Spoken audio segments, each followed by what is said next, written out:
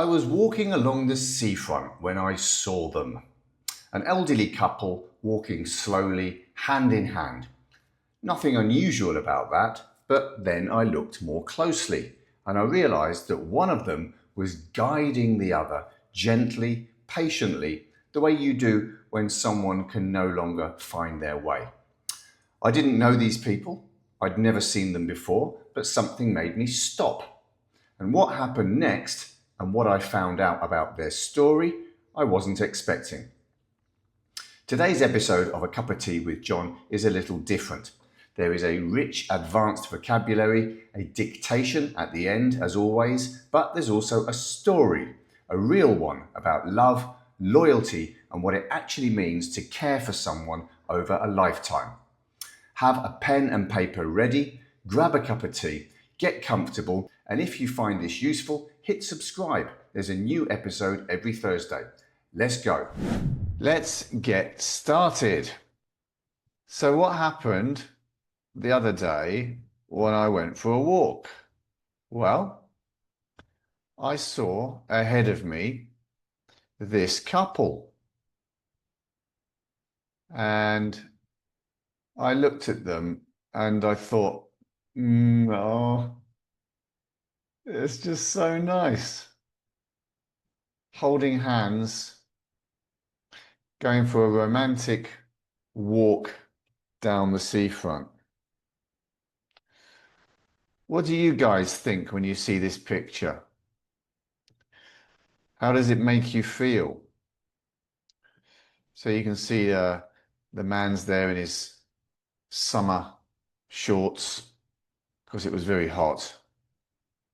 The lady in her nice summery dress. And they were walking very slowly, quite unsteady, really. And then I was walking behind them and they just captured my attention. I thought how sweet they looked. And when I caught up with them, I just turned around and I said to them, "Ma siete bellissimi." Now, you can only really say that in Italian. In English, that would just sound odd. You're beautiful. That would just sound odd in English. In Italian, it works, And I think it's also the culture. It's not really in the English or British culture to say, well, you're beautiful.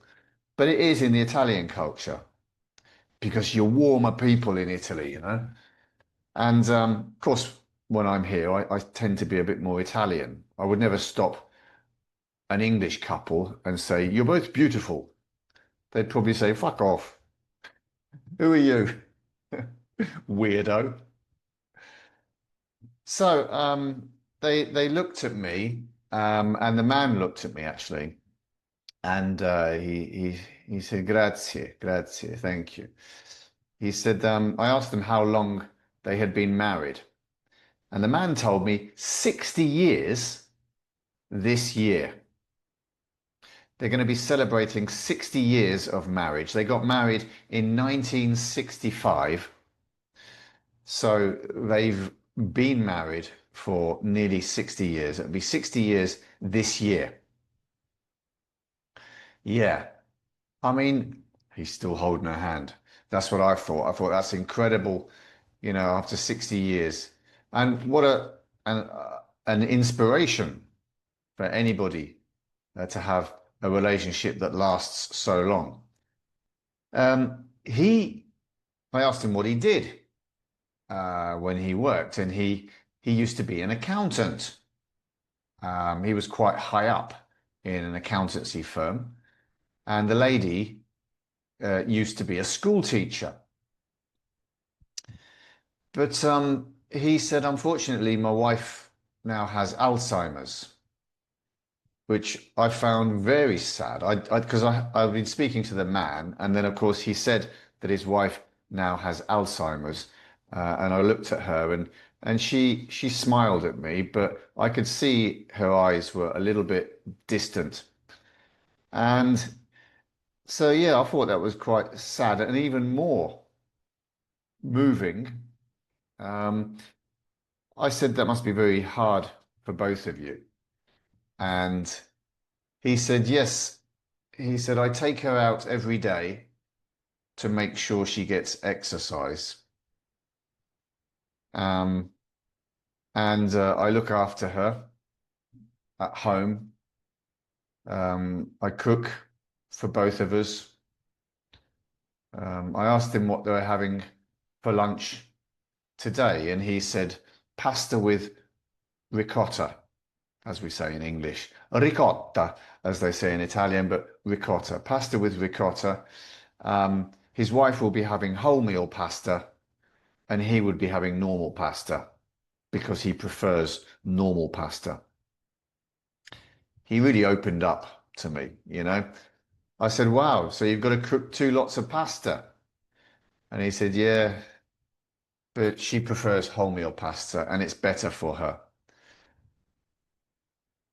I noticed a sparkle in his eyes when I asked him about his past job and also whether he had children or whether they had grandchildren, which they do. They have three children and several grandchildren and even a great grandchild now. That's what we call them, a great grandchild. Okay, so child, grandchild, great grandchild. Okay, and yeah, there was this. I mean, he had a sparkle in his eyes when he talked about it, but there was also an underlying sadness and tiredness of a man who already has enough problems looking after himself, but now also has to look after his wife, in such a, intricate way. He told me it's very difficult because he has problems with his prostate and he has to get up and go to the toilet every hour. So he never really gets proper sleep. But he said it's more difficult trying to do it when you're very tired as well. He's 87. I didn't ask her age. You don't ask the age of a lady. But they both smiled at me. Uh, they probably thought, who's this strange Englishman who wants to know all our business? Well, I'm not really the sort of person who will stop and ask people's business, but this couple grabbed my attention. So that's it. That's my little story of the couple on the seafront. So I thought I'd share it with you guys, just so that you could, I like to share these things with you. It makes it a little bit more personal, doesn't it? Rather than just stories out of the news. So this is what today's dictation is about. Now, before we actually start it, guys, I've got a few words which I want to introduce to you. You may know some of these words, but some of them may be new. There's certainly advanced vocabulary. So here's the first one.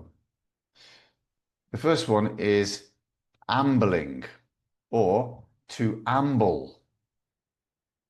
To amble, to walk slowly in a relaxed and unhurried way. Okay, for example, they were ambling along the promenade, enjoying the sea breeze. Have you seen this word before? To amble. I think I might have talked about it in one of my. You've taught me. You've already taught us, John. But yeah, I like this word. Next word is radiating. Now, you probably know this word anyway, but it's nice to see it in context. If you radiate something, then you show something very clearly. You give it off. There's a phrasal verb, to give off. So a radiator, the actual physical thing in a house for the central heating, it's called a radiator, that gives off or radiates heat. Okay. And here, to radiate, a person can radiate something as well. So in this case, clearly showing a strong feeling or quality through your appearance or behavior. She was radiating confidence as she walked onto the stage. Okay. So it's a nice way to explain when somebody gives off a certain characteristic. Next one, to beam. To beam. To beam is to smile, but to smile a very big, broad, happy smile, maybe because you're proud or maybe because you're extremely happy. For example, he beamed with delight when his granddaughter hugged him. Okay? A big smile, to beam. Have you seen this one before? Fractured sleep. Sleep that is frequently interrupted. Now, anything can be fractured. It just means broken. Okay. So in this case, the man complained that he had fractured sleep. That's how we pronounce it. Fractured. Fractured. His fractured sleep left him feeling exhausted, during the day. And finally, a wavering voice. So a wave, we all know what waves are on the sea, but that's also a wave. So a wavering voice, a voice that shakes or trembles slightly, maybe due to emotion or tiredness. For example, her wavering voice revealed how upset she really was. Okay, so get your pen and paper, guys, because I'm going to dictate the story of the old couple, and you'll find some of this new vocabulary in the dictation. So we're going to use it immediately. It's a great way to try to remember these things. So if you guys are ready,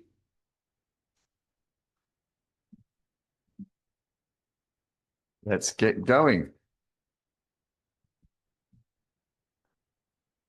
While walking along the seafront, I encountered an elderly couple.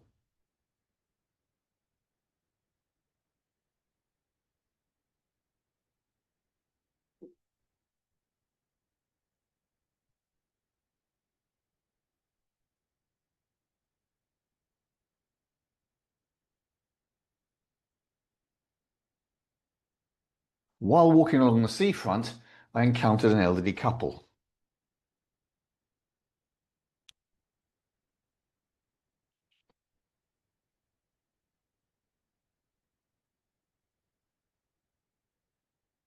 Whose quiet tenderness caught my attention.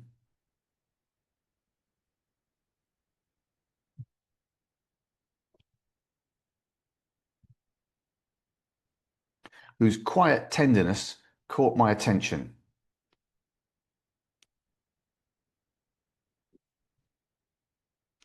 Full stop. They were ambling hand in hand.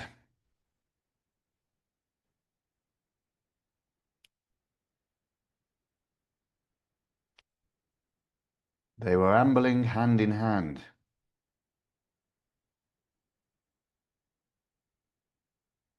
Comma. Radiating a kind of understated devotion.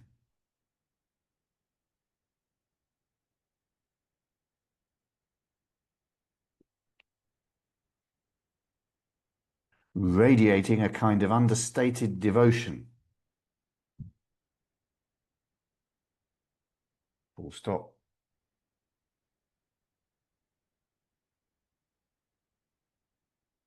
When I complimented them in Italian,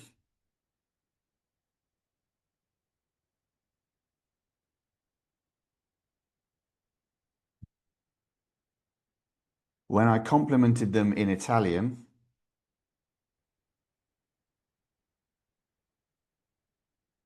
they beamed with pride.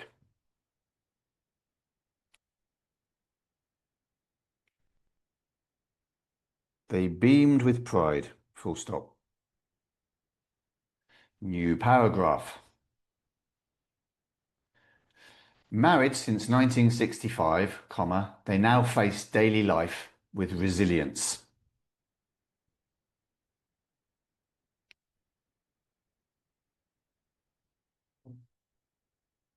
Married since 1965.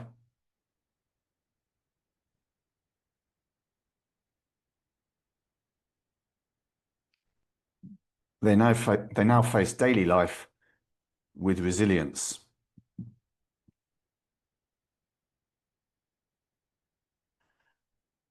Full stop. He, comma, a retired accountant.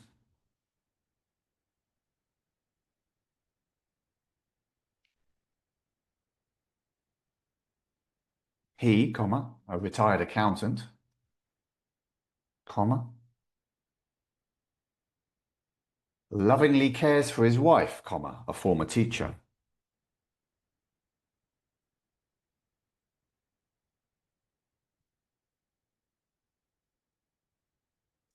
Lovingly cares for his wife, comma, a former teacher.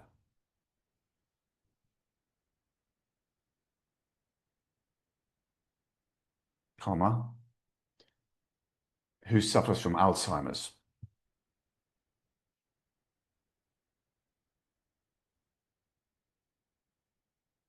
Who suffers from Alzheimer's.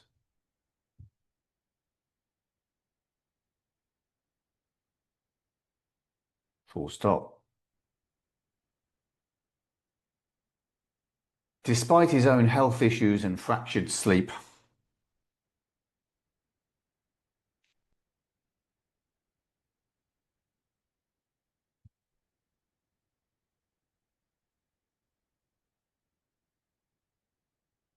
despite his own health issues and fractured sleep, comma,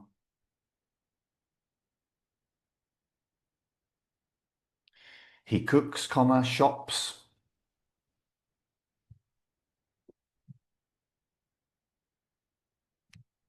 He cooks, comma, shops, and ensures she keeps moving.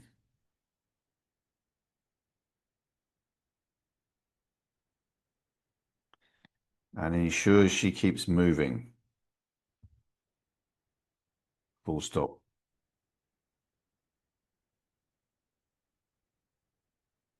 His voice wavered between fondness and fatigue.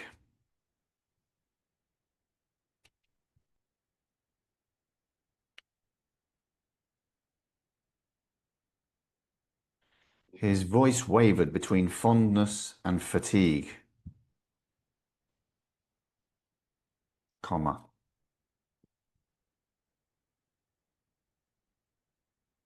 A portrait of quiet endurance.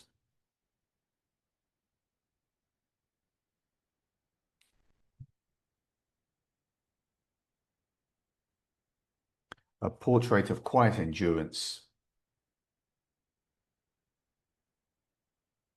that moved me deeply.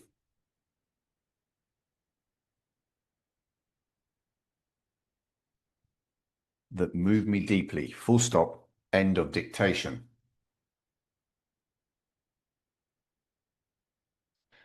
Okay, just take a few seconds to relax. Take a deep breath.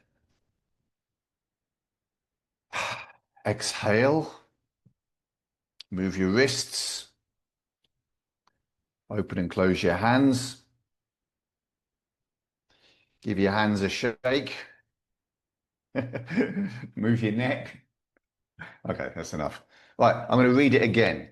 And wipe your tears, of course, yes. So I'll read it all again at normal speed. If there are any words which you didn't hear the first time, then you can fill them in the second time. Then I'm going to show you the text, okay? Right. While walking along the seafront, I encountered an elderly couple whose quiet tenderness caught my attention. They were ambling hand in hand, radiating a kind of understated devotion. When I complimented them in Italian, they beamed with pride. Married since 1965, they now face daily life with resilience. He, a retired accountant, lovingly cares for his wife, a former teacher, who suffers from Alzheimer's. Despite his own health issues and fractured sleep, he cooks, shops, and ensures she keeps moving. His voice wavered between fondness and fatigue, a portrait of quiet endurance that moved me deeply. Okay, so let me show you the text. This is what you should have. Check your spelling. While walking along the seafront, comma, I encountered an elderly couple. I encountered an elderly couple. Oh my God, my false teeth are falling out. I encountered an elderly couple whose quiet tenderness caught my attention. Full stop. They were ambling hand in hand, comma, radiating a kind of understated devotion. Understated, I think we know, don't we? You know, like subtle, not exaggerated. When I complimented them in Italian, they beamed with pride. New paragraph. Married since 1965, they now face daily life with resilience. He, a retired accountant, lovingly cares for his wife, a former teacher who suffers from Alzheimer's.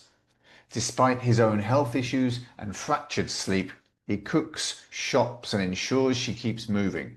His voice wavered between fondness and fatigue, a portrait of quiet endurance that moved me deeply. Okay, how did you get on? How was your cup of tea experience today? Anyway, I'll let you guys go. Thank you ever so much for being here today.